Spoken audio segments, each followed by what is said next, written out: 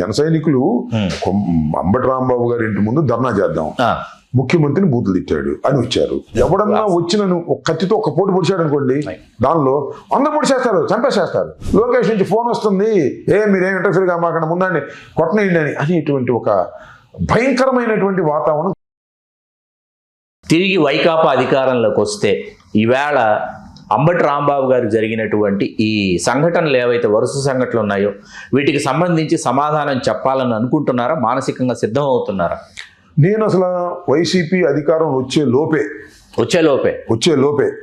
ప్రజా పోరాటాల ద్వారాను న్యాయ పోరాటం ద్వారాను వాళ్ళని శిక్షించాలి అనేటువంటి భావంతో నేనున్నా, నమ్ముతున్నా కూడా. ఈ 3 సంవత్సరాల లోపే అధికారంలో రాకముందే నేను వాళ్ళని చట్టబద్ధంగా వాళ్ళని జైల్లో పెట్టించగలను, వాళ్ళని సస్పెండ్ చేయగలను అనుకుంటున్నా. ఇది న్యాయ పోరాటం. ఇవన్నీ వ్యవస్థలన్నీ మేనేజ్ చేసి వాళ్ళు జరగకుండా చేశారా? జగన్మోహన్ రెడ్డి గారు ముఖ్యమంత్రి అయిన తర్వాత నా ప్రధానమైనది ఇదే, నా ఎజెండా ఫస్ట్ అదే. తర్వాత నేను కడమ విషయం ఆలోచిస్తాను. ఎందుకంటే నా ఇంటి మీద దాడి చేసిన వాళ్ళని శిక్షించకపోతే నేను ప్రజల్ని పరిపాలించగలుగుతాను. అందరూ సో ఇంత భయభ్రాంతులకు గురి చేయటం, బూతులు తిట్టారు సార్, మానసికంగా పొలం పేరు పెట్టి బూతులు తిట్టారు, దుర్మార్గం. వీటన్నిటి ఖచ్చితంగా సమాధానం చెప్తాననేది నేను విశ్వసిస్తున్నాను. చూద్దాం. అంటే నాకు ఇక్కడ అర్థం కాని విషయం ఏంటంటే, ప్రతిసారి 2014 ఎన్నికల్లో చంద్రబాబు నాయుడు గారు కూటమి, అప్పుడు కూడా జనసేన భాజపా ఉన్నారు, అధికారంలోకి వచ్చిన తర్వాత ప్రశ్నించిన ముద్రగడ పద్మనాభం గారి కుటుంబాన్ని కూడా ఇదే తీరున ఇదే రీతిలో వేధించారు. సరే, ముద్రగడ పద్మనాభం గారు ఉద్యమాన్ని నిర్మించారా, కాడి దింపుకొని వెళ్ళిపోయారా కాసేపు పక్కన పెడితే, తిరిగి అధికారంలోకి వచ్చిన తర్వాత అంబటి రాంబాబు గారిని టార్గెట్ చేసి, మీ తర్వాత జక్కంపూడి రాజా గారి ఇంటి మీద కూడా మరుసటి రోజు వెళ్ళినటువంటి సంఘటనలు, వరుస సంఘటనలు జరిగినాయి. దీనిని అసలు అంటే మిమ్మల్ని అంతమొందించాలనా, లేకపోతే ఈ సామాజిక వర్గాన్ని అణగదొక్కాలనా, ఏం చేద్దాం అనుకుంటున్నారు చంద్రబాబు నాయుడు గారు, ఆయన ప్రభుత్వం? పైగా ఈ కూటమిలో పవన్ కళ్యాణ్ గారు భాగస్వామి. దీన్ని ఎట్లా విశ్లేషించాలి? ఏమంటే శ్రీకాంత్ గారు, మమ్మల్ని అంతమొందించాలని అనుకోకపోయినా అలాంటివి జరుగుతాయి. అటువంటివి జరుగుతాయి. ఎందుకు జరుగుతాయి అంటే, ఒక మాస్ వచ్చేసి తర్వాత ఎవడెవడ మాట ఎండో. మొన్న ఇంటి మీదకి వచ్చారు, ఆ ఉద్యోగానికి ఎవడన్నా వచ్చిన ఒక కత్తితో ఒక పోటు పొడిచాడు అనుకోండి, దానిలో అందరూ పొడిచేస్తారు, చంపేసేస్తారు. మా సైకాలజీ ఇది. వాళ్ళ ఇంటెన్షన్ అదే కాదా రావటం అనేది పక్కన పెట్టండి. ఒకడు పెట్రోల్ బాంబు వేశాడు, పెట్రోల్ సీసాలు వేసాడు, అక్కడ పెట్రోల్ బాంబు తగలేసేస్తే కాలిపోవటమే కదా. అలాంటి సంఘటనలు జరగకపోవడం నా అదృష్టంగా భావిస్తున్నా. భగవంతుడు నాకు ఇచ్చినటువంటి అదృష్టం తప్ప వాళ్ళ ఇంటెన్షన్ మాత్రం బ్యాడ్ ఇంటెన్షన్. నన్ను ఏదో చేయాలనే తాపత్రయంతో వచ్చారు. సరే, మా అదృష్టం కొద్దీ కాలేదు, వాళ్ళ అదృష్టం కూడా. నన్ను చంపేస్తే చాలా పరిణామాలు మరొక రకంగా ఉంటాయి, ఇది కొడితే ఇంత పరిణామాలు ఉన్నాయి. కాబట్టి నేను ఆ రకంగా అంతమొందించాలని వాళ్ళకి కరెక్ట్ ఇంటెన్షన్ లేకపోయినా అలాంటి ప్రమాదాలు జరిగేవి. ఆ సంఘటన అలా క్రియేట్ చేశారు, దుర్మార్గంగా చేశారు. ఎక్కడ గొడవండి, పోలీసులని ఆపలేకపోయారు సార్. 7.5 గంటల సేపు వాళ్ళు అక్కడే చోద్యం చూస్తారు, అక్కడే ఉన్నారండి. 70-80 మంది అక్కడే ఉన్నారు. లాఠీలు ఉన్నాయి, తుపాకులు ఉన్నాయి, వ్యాన్లు ఉన్నాయి, పట్టించుకోలేదు. ఎస్పీ వచ్చాడు, వెళ్ళిపోయాడు, జరగనేమని అనుకుంటున్నారు. లోకేష్ నుంచి ఫోన్ వస్తుంది, మీరేం ఇంటర్ఫీర్ కామాకండి ముందండి కొట్టనేయండి అని అనేటువంటి ఒక భయంకరమైనటువంటి వాతావరణం. చాలా దురదృష్టకరమైనటువంటి పరిణామం ఇది. నాకు తెలిసి ఆంధ్రప్రదేశ్లోనే కాదు, భారతదేశ చరిత్రలోని ఎక్కడ ఇలా జరిగి ఉండదు. ఏదో రావడం, టగడ కొట్టేయడం, లేకపోతే చంపేయడం, పారిపోవడం అంతే. పోలీసులు విధులేగానే పారిపోయేవాళ్ళు. అరే, పోలీసులు విధులేస్తున్నా కూడా కొడతా ఉన్నారు, పోలీసు సైరన్ వేస్తున్నా కొడతా ఉన్నారు. ఇది చాలా ధర్నా చేయడానికి వచ్చామని జన సైనికులతో చెప్పారు. ఇంత దాడి జరుగుతుండగా జన సైనికులు వెనుదిరిగి వెళ్ళిపోయారని కూడా జనసేన నుంచి దట్ ఇస్ ట్రూ. జన సైనికులు అంబటి రాంబాబు గారి ఇంటి ముందు ధర్నా చేద్దాం, ముఖ్యమంత్రిని బూతులు తిట్టాడు అని వచ్చారు. అప్పుడు కూటమిలో ఉన్నటువంటి జనసేన పార్టీ వాళ్ళు కూడా ఫాలో అయ్యారు, జెండాలు పెంచుకుని. ఆడికి వచ్చిన తర్వాత దాడి జరుగుతుంది. ఇదేంటంటే మీరు వెళ్ళిపోండి అన్నారు, వాళ్ళు వెళ్ళిపోయారు. మాధవే తీసుకొచ్చింది కొంతమంది, మాధవ్ గారు కాపు సామాజిక వర్గం వాళ్ళు తీసుకొస్తే, ఏందమ్మా ఇక్కడికి వచ్చి కొడుతున్నారండి, ధర్నా అనుకున్నాం కదా, మేము బోర్డులు పెట్టుకోవాలి అన్నాం కదా అంటే, లేదు మీరు వెళ్ళిపోండి అని పంపించేది. సో ఇదంతా కొంతమంది యొక్క కుట్ర. దానిలో Pemmasani is the ring leader, కడమ వాళ్ళ కుట్ర. ఈ కుట్రలో ఒకరికొకరు పోటీ. ఈ కుట్రని ఏ విధంగా ఇంప్లిమెంట్ చేయాల్సి మార్పులు పెమ్మసాని దగ్గర, లోకేష్ దగ్గర కొట్టేయాలని అగ్రెసివ్నెస్కి వచ్చేసి ఇష్టం వచ్చి మాట్లాడారు, ఇష్టం వచ్చినట్టు తిట్టారు, ఇష్టం వచ్చినట్టు దాడి చేశారు. ఇవన్నీ కూడా వాళ్ళకి బలాన్ని ఇస్తే అనుకున్నారు పార్టీలో. ఇవన్నీ బలహీనతలుగా వచ్చాయి. కానీ కొంతమంది బలం కూడా ఇచ్చింది అనుకున్నారు. ఎందుకంటే ఎవరైతే నా మీద దాడి చేశారో వాళ్ళందరికీ మొన్న పొలిట్ బ్యూరోలోను అక్కడ ఇక్కడ ఇచ్చారు, ఇంకొంతమందికి ఇవ్వరా. అసలు ఊహించినటువంటి వాళ్ళు పొలిట్ బ్యూరోలో వాళ్ళు నా మీద దాడి చేసిన వాళ్ళే అని చాలా మంది అభిప్రాయం. ఇప్పుడు ఒక అభిప్రాయం వస్తుంది, రాంబాబు గారు ఇంటి మీద దాడి చేయలేదు కాబట్టి మాకు పొలిట్ బ్యూరో ఇవ్వలేదు కాబట్టి మళ్ళీ దాడి చేద్దాం అన్నట్టుగా తయారవుతుంది వ్యవహారం.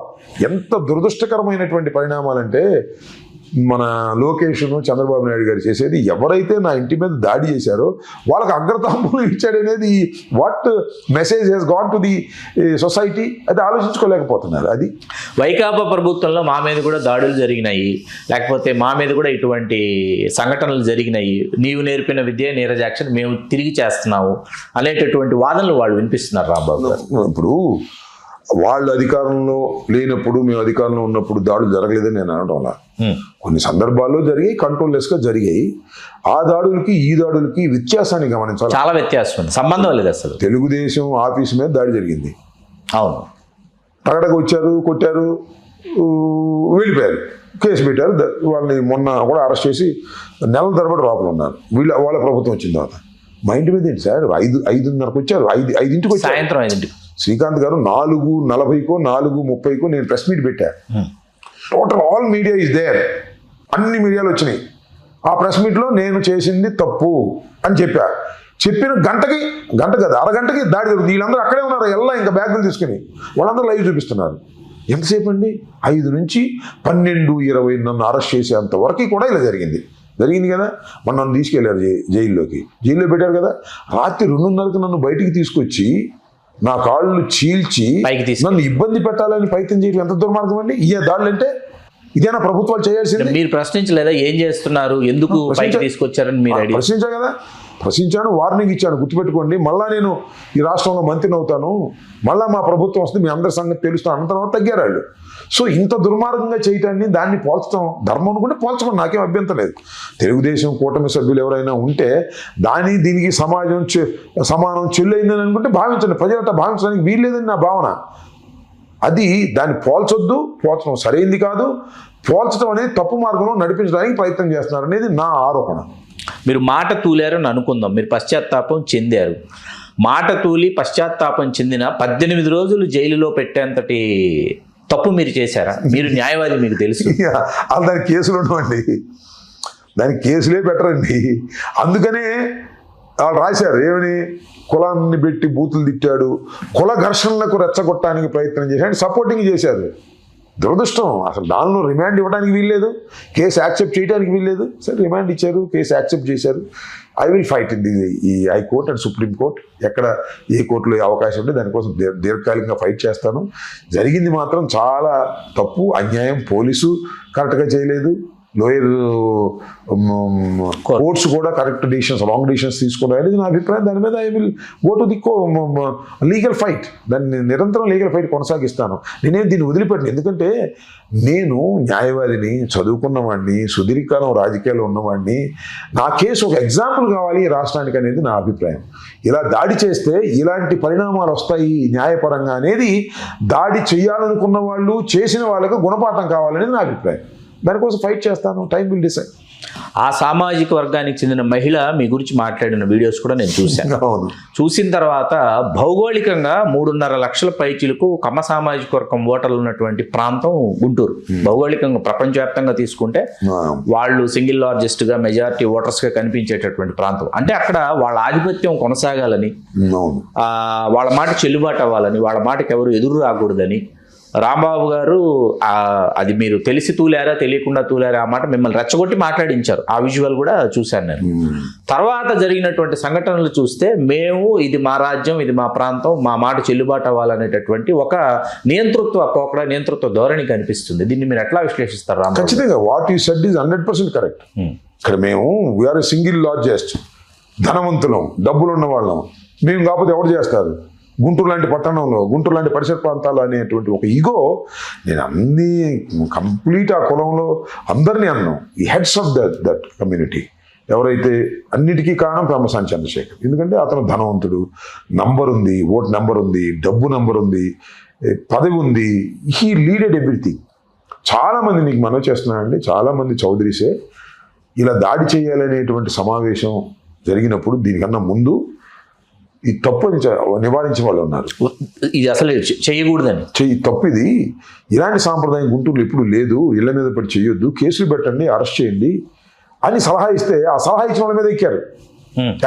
రామబాబు అనేవాడు అప్పుడు అటు తిట్టాడు, ఇప్పుడు తిట్టాడు, వాడికి నోటికి వద్దు, ఏదో సంథింగ్ వాళ్ళకున్న కక్షను చూపిస్తే ఎవరైతే సలహా ఇచ్చారో ఒకరిద్దరు వాళ్ళు ఈ దాడిలో ఉండటానికి వాళ్ళు మనస్కరించక వాళ్ళు పుణ్యక్షేత్రాలకు వెళ్ళిపోయారు. శ్రీశైలం ఒక ఆయన వెళ్ళిపోయారు, తిరుపతి ఒక ఆయన వెళ్ళిపోయారు.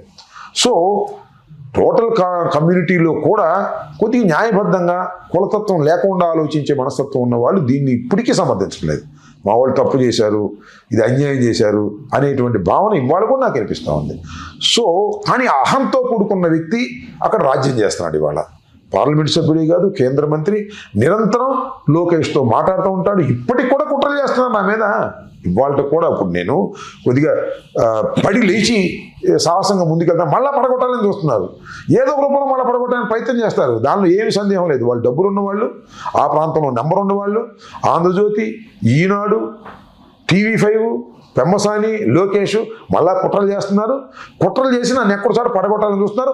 పడగొడతారని కూడా నమ్ముతున్నా. పడ్డా లేచి నడుస్తా, మళ్ళీ పడ్డా సాహసంగా ముందుకు వెళ్ళాలనేది నా ఉద్దేశం. ఎన్నిసార్లైనా పడతాను, ఎన్నిసార్లైనా లెగుస్తాను, దానిలో ఏమీ సందేహం లేదు.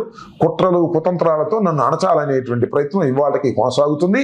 ఆ కుట్రలు కుతంత్రాలని అందరి సహకారంతో, పార్టీ సహకారంతో, నా కులం సహకారంతో ఖచ్చితంగా ఎదుర్కొంటాను, లేచి నిలబడతాను అనేది నాకు ఆత్మవిశ్వాసంతో ముందుకు వెళ్తున్నాను. హలో, తెలుగు రాజ్యం ఛానల్ చూస్తున్నారా? సామాజిక, రాజకీయ, జీవన చిత్రణే తెలుగు రాజ్యం. అతిశయోక్తులు, అసత్యాలు ఉండవు. రాజకీయ కోణం కాదు, ప్రజా కోణమే కొలబద్ద. తెలుగు రాజ్యం వీక్షణ మీ ఉత్తమ అభిరుచికి నిదర్శనం.